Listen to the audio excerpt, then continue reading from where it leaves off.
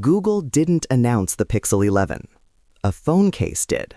No press event, no teaser campaign, no carefully worded tweet from a verified account. Just a case manufacturer quietly uploading a product page, and buried inside it, something Google wasn't ready for the world to see yet. Hey everyone, welcome back. And trust me, by the time we've gone through everything in this video, you're going to see the Pixel 11 very differently than you did 5 minutes ago.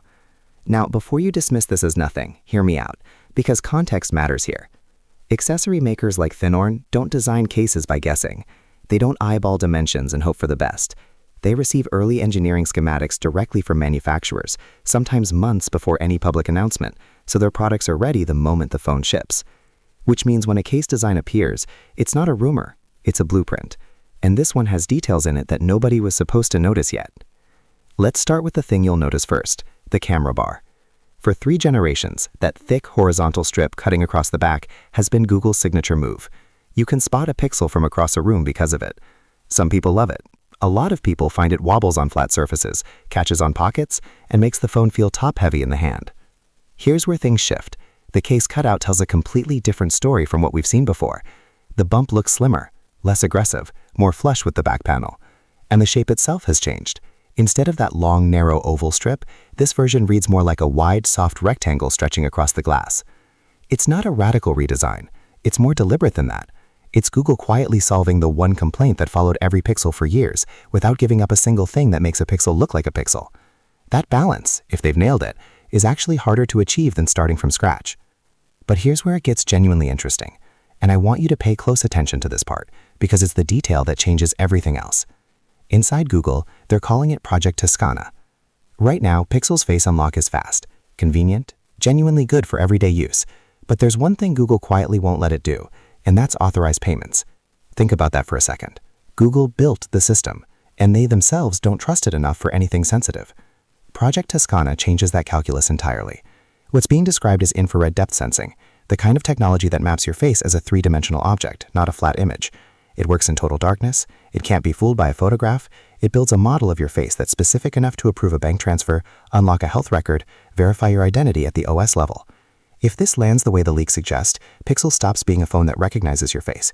It becomes a phone that can actually prove who you are. That's not a feature update, that's a different category of trust, and it matters far beyond unlocking your screen. Now, this next part is going to split opinion. I can already see the comments.